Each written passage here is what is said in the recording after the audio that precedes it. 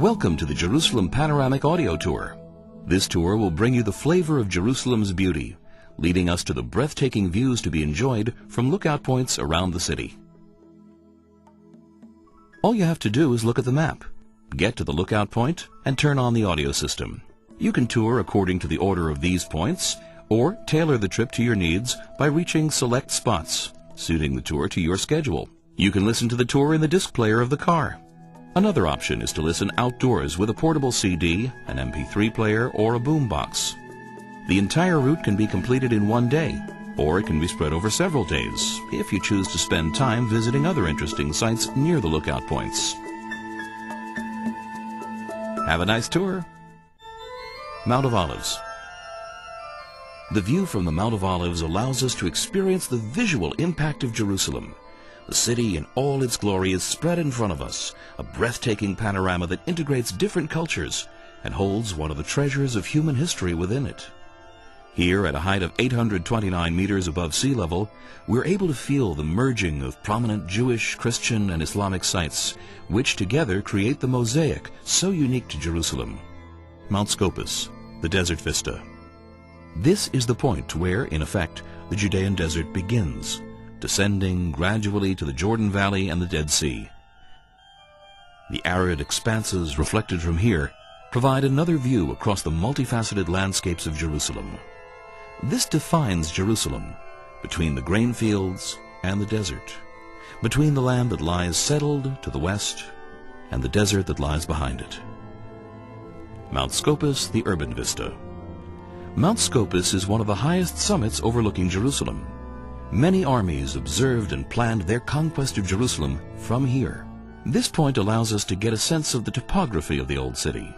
The Old City walls, the prominent domes of the mosques, the church towers, and the small domes of the private homes, and the new city that stands out in particular with its skyscrapers. The valley with groves of olive trees at the foot of Mount Scopus is Nahal Kidron, which defined the eastern end of the city in ancient times. The Absalom Lookout Point. Here at the Absalom Lookout Point, we can get a feel for the ancient landscape of Jerusalem. The Mount of Olives rises in front of us, covered with thousands of gravestones from the Jewish cemetery. The walls of the Old City are behind us, and the Kidron Valley, with magnificent ancient graves, is in our range of view. From this point, we can also see several important churches on the Mount of Olives, including the Russian church with the golden onion-shaped domes, and the Gethsemane church on the bottom of the slope with its magnificent mosaic-adorned facade. Mount Zion. From this point, we can enjoy a beautiful view of western Jerusalem, and especially of the red roof-topped neighborhood on the other side of the valley. This is Yumin Moshe, the first neighborhood established outside of the Old City walls.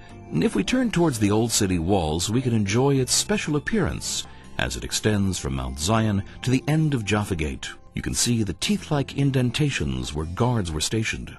The minaret at the end is part of the citadel, the Tower of David compound. The Cinematheque Bridge. On the bridge itself, we enjoy a panorama of 360 degrees that bonds the Old City with New Jerusalem. We'll begin looking over the walls of the Old City. To the right of the walls, we notice the protruding buildings on Mount Zion, such as the clock tower of the Dormition Abbey.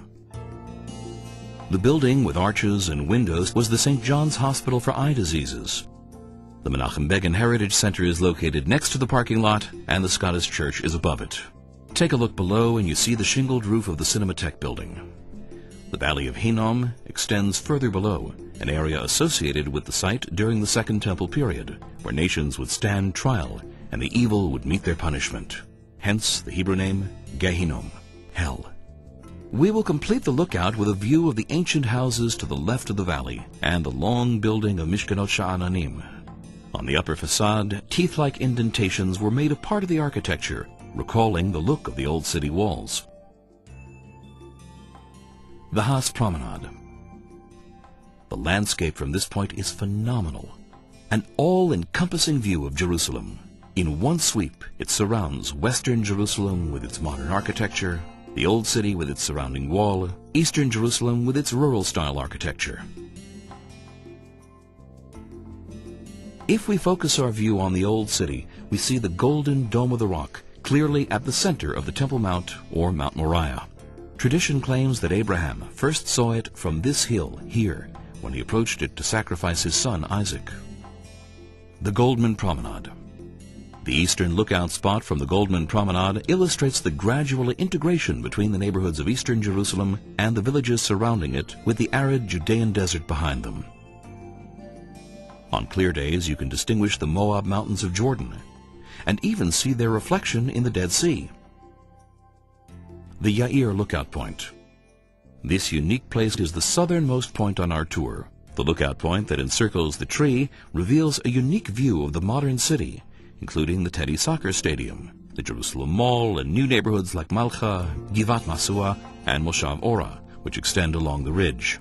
The lookout point combines many elements: environmental sculpture, an archaeological park, and a battlefield site from the War of Independence. The Olives Pillar. The olive trees are elevated from the ground, but get water and fertilizer from a special irrigation system. The olive, which is a tree that can live hundreds and even thousands of years, symbolizes the eternity of Jerusalem and the city's ability to survive under any conditions. You can enjoy the special view to the east by reaching the end of the path that leads away from the sculpture in the direction of the desert. There you will enjoy the vista over the biblical landscape of the villages scattered throughout the area, the Judean desert, and the New Jerusalem neighborhood of Har Homa. From the lookout point, we can also distinguish the city of Bethlehem, birthplace of Jesus. The Knesset, Israel's parliament. The main government institutions of Israel were established on the hill in front of us. We see the Knesset building, where Israel's parliament sits since 1966. The building to the right of the Knesset, with the glass pyramid sparkling above the roof, is the Supreme Court building. The location of these two institutions, one beside the other, symbolizes the balance that has to be maintained between the branches of government. The Rose Garden, located between the Knesset and the Supreme Court, is one of the most beautiful parks in the city. We highly recommend visiting this area any time of year, and especially at the end of spring when the roses are in full blossom. Look out over Ein Kerem. Ein Kerem is yet another one of the charming and romantic sights of Jerusalem. The unique landscape integrates churches, gardens, ancient stone houses, and picturesque alleyways. According to tradition, it is the birthplace of St. John the Baptist. At the end of the forest road, you get to Mount Herzl, where you can visit the Yad Vashem Holocaust Memorial, the National Cemetery where Herzl and the nation's leaders are buried, and the Herzl Museum. Givat Masua. The valley that winds between the mountains is Nachal Rifaim, one of the last open areas near Jerusalem intended for preservation. The railroad to Jerusalem passes through the riverbed. This railroad line, opened by the Turks in 1892, was the first iron track in the Middle East. It connected the port of Jaffa with Jerusalem, providing a response to the growing influx of pilgrims who arrived in the Holy Land in the 19th century. You can enjoy the striking landscape if you take a ride on the train. From this lookout point, you can walk along the forest paths that lead down to the valley and take you to the springs scattered around the area. Here we conclude our audio tour. We began at the Mount of Olives, the easternmost part on our route, and we have finished at this lookout point, the westernmost point of our tour.